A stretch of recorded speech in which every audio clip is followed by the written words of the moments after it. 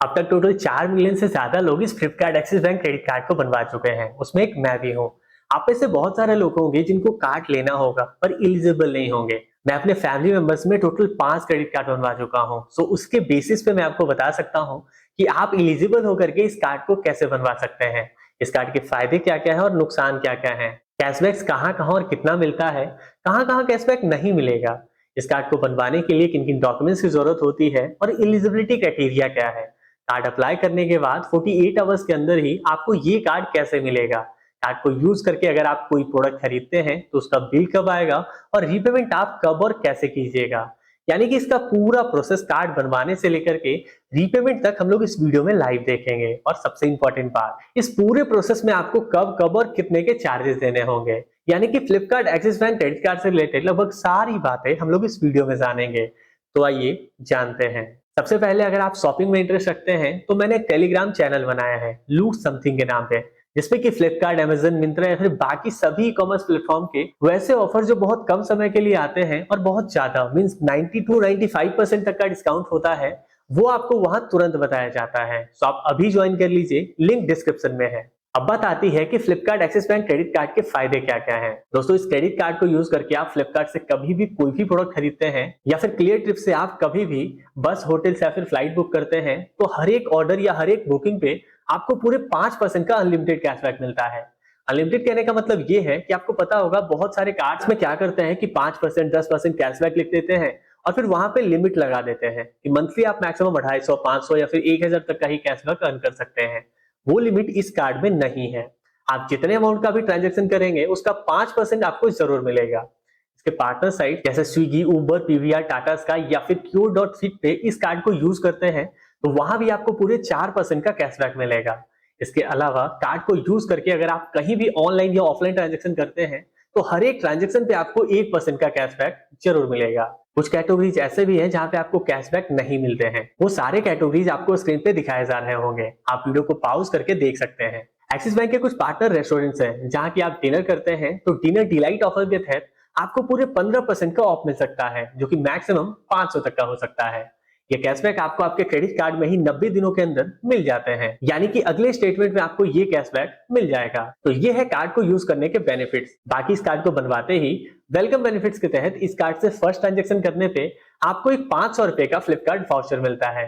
वहीं स्विगी पे इस कार्ड को यूज करके अगर आप फर्स्ट ट्रांजेक्शन कीजिएगा तो उस पर भी आपको 50% का डिस्काउंट मिलेगा, जो कि मैक्सिमम 100 रुपए हो सकता है। यानी कि वेलकम बेनिफिट्स के तहत भी आपको पूरे 600 रुपए का बेनिफिट होगा।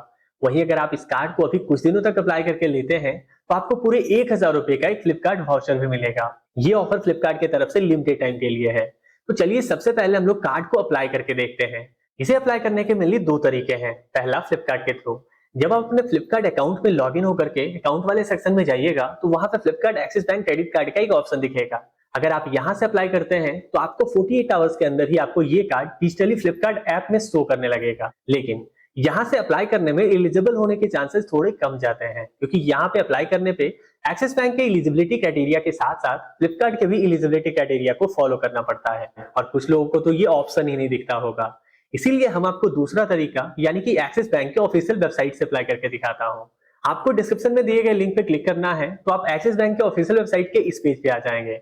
यहाँ पे सबसे पहले आपसे पूछा जाएगा कि आपका एक्सिस बैंक में अकाउंट है या नहीं। अगर है तो यस कीजिए, नहीं है तो नो सेलेक्ट कीजिए। कुछ कॉलम्स खुलेंगे जिसमें कि पहले कॉलम में मोबाइल नंबर, दूसरे में पैन कार्ड नंबर, तीसरे में पिन कोड और चौथे में अपना एनुअल इनकम फिल करना है। फिर कैप्चा कोड फिल करके नेक्स्ट करना है।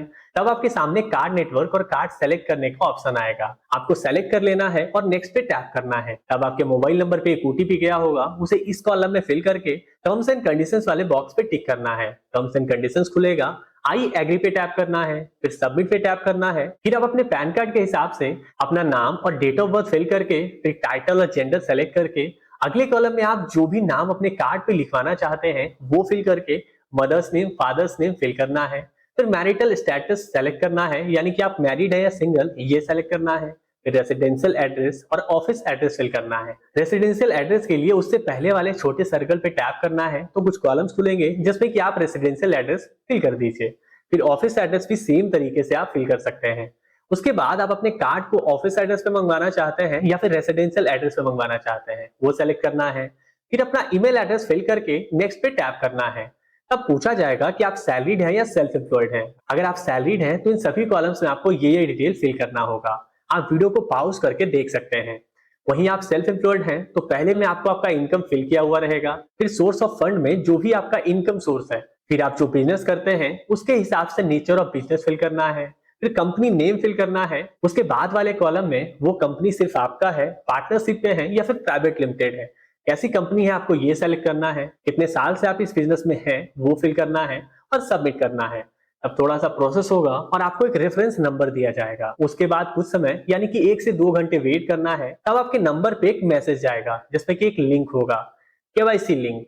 आपको उस पर क्लिक करना है। आपके सामने जो कॉलम खुलेगा उसमें आपको रेफरेंस नंबर फिल करके गेट ओटीपी पे टैप करना है। तब जो ओटीपी आएगा उसे नीचे वाले कॉलम में फिल करके नेक्स्ट करना है। उसके बाद 3 कॉलम खुलेंगे जिसमें कि ऊपर वाले 2 कॉलम में पहले से डिटेल फिल होगा, नीचे वाले कॉलम में आपको अपना आधार नंबर फिल करना है। तब आपके आधार के रजिस्टर मोबाइल नंबर पे एक ओटीपी आएगा जिसे कि फिल करके कंफर्म करना है। तब आपका एड्रेस और ईमेल आईडी फिल किया हुआ आएगा, आपको प्रोसीड करना है। तब यहाँ पे बताया जाएगा कि पैन कार्ड रेडी रखना है, लाइट्स ऑन कर लेने हैं और इंटरनेट कनेक्शन आपका अच्छा होना चाहिए। तीनों के सामने वाले बॉक्स पे टिक करके प्रोसीड करना है।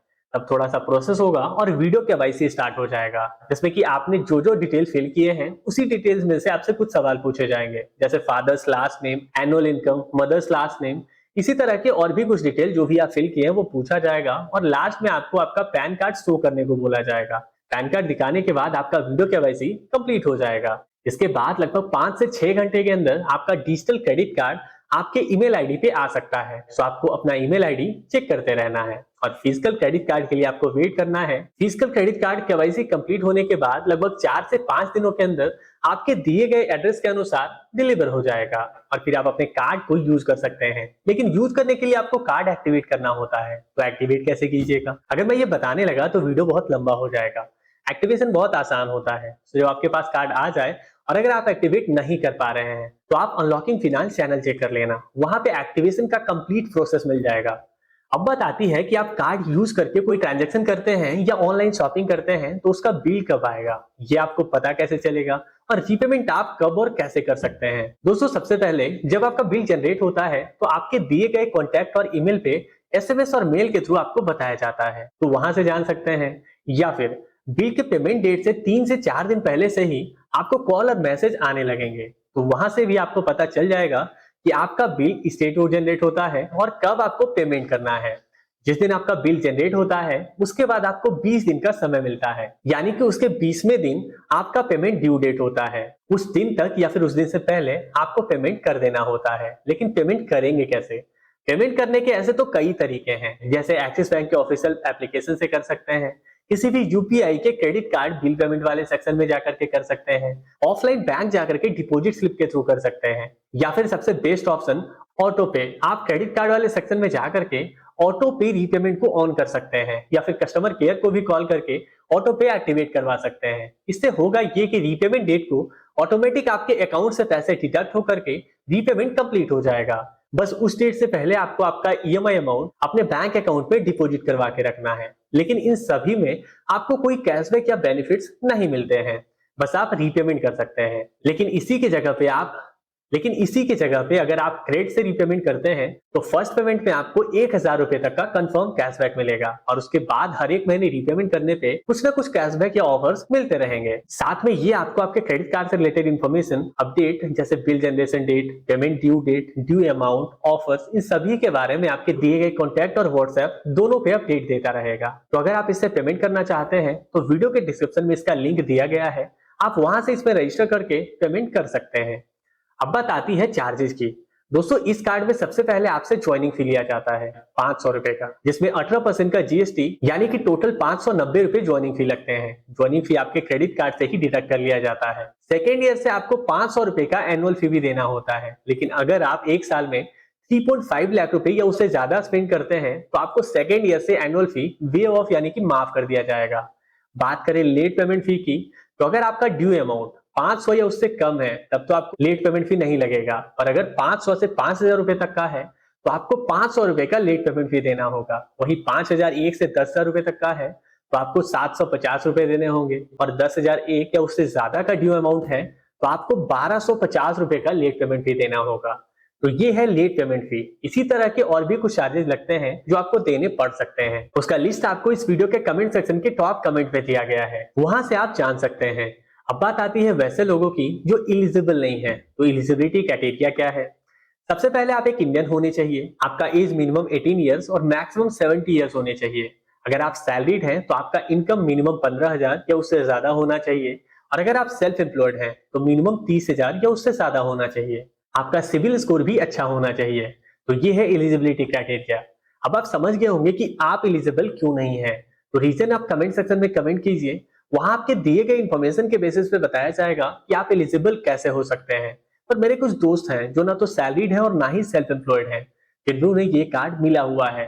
तो आप भी अगर ये कार्ड लेना चाहते हैं तो कमेंट सेक्शन में कमेंट कीजिए, तो वहां आपको बताया जाएगा कि आप इस कार्ड को कैसे ले सकते हैं। या फिर आप में से बहुत सारे लोग होंगे जिन्हें एक्सिस बैंक का lifetime free credit card चाहिए होगा, तो उनके लिए है Axis bank neo credit card, जो lifetime free credit card है और इसमें बेनिफिट्स आपको अच्छे मिल जाते हैं।